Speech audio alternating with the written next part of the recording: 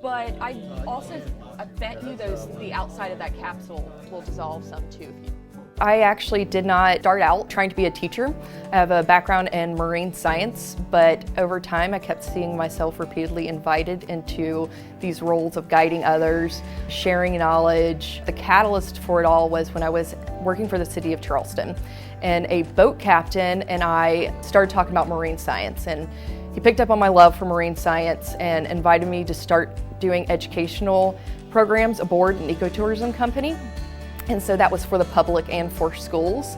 And then DNR saw me, so they invited me to do some education with them. And then they also recommended me to Fish and Wildlife and Forest Service.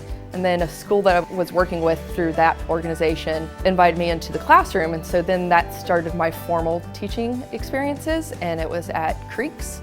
Very small rural school. There were animals there, so the goat ate my homework was a legitimate excuse. And then I saw some of the great things that the district was doing, and I wanted to be a part of the community that I do live in, which is Charleston County. And so I transitioned over here. Additionally, as my knowledge in all the subject matters that I teach grew, I just started to navigate to that older age so that we could dive deeper into some of the content. Some of the courses I teach are the Environmental Natural Resource Management Pathway for the CTE program. It's very hands-on, very real world.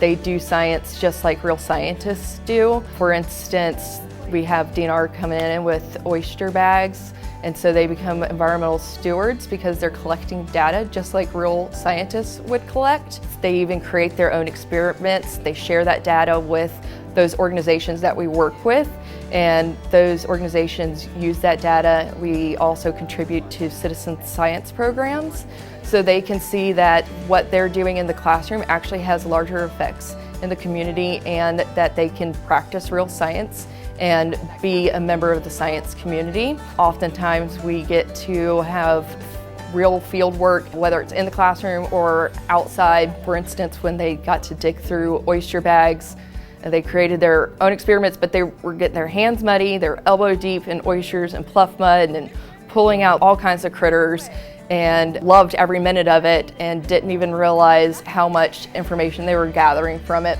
And so they get to see that they're not only scientists, but also environmental stewards. Why might this be important for the people who live near the coast? When I see students facing a challenge and overcoming it, which is a little cliche, but more of when they're so sucked into doing what they're doing that they maybe were scared to do it at first, but then they're doing it and not even realizing how brave they are, and it puts a smile on their face, definitely puts a smile on my face. It makes my heart happy to see them really get into science, especially because like science and math, scary oftentimes, you know, and it doesn't have to be scary. I think that a lot of them just need to know that they are capable.